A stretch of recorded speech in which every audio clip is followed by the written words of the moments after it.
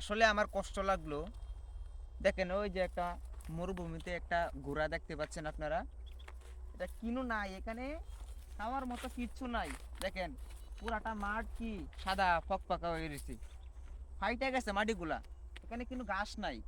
তার মালিকে এখানে ডিগরা দিয়ে গেছে যে কিছু খাইবে মনে হয়, ওইটা ভাবি, কিন্তু ঘোড়া তো কিছু খাচ্ছে না। দেখেন ঘোড়া শুধু দাঁড়িয়ে রয়েছে।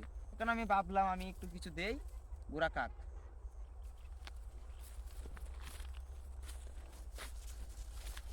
আপনি মানুষকে কেন খাওয়াবেন?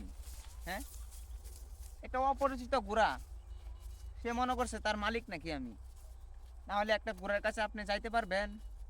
ঘোড়া কিন্তু কিছু করার চেষ্টা করবে। দেখেন আমাকে কিছু করলো না, এই যে ঘোড়াটা খাওয়াইলাম। একটা মানুষটা খাওয়ান, আপনাকে অবশ্যই সে আপনার ক্ষতি করতে চাইবে। তো একটা পশুকে ভালোবাসেন, পশু আপনাকে অনেক মর্যাদা দিবে।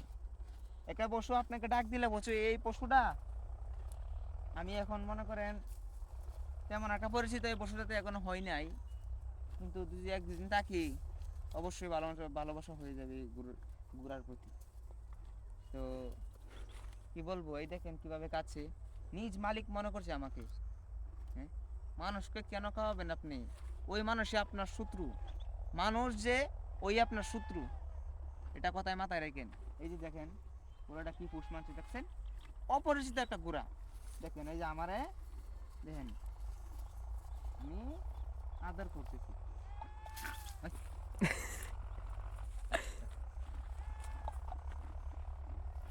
হুম, মুরব্বি তোমাদের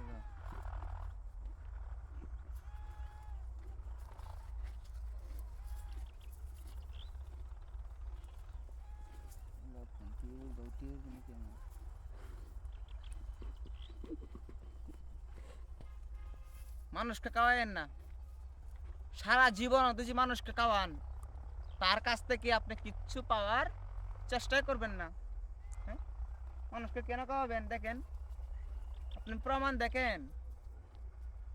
হ্যাঁ, অপরিচিত একটা ঘোড়া, তাকে খাওয়াচ্ছি, সে আমাকে মনে করতেছে তার মালিক।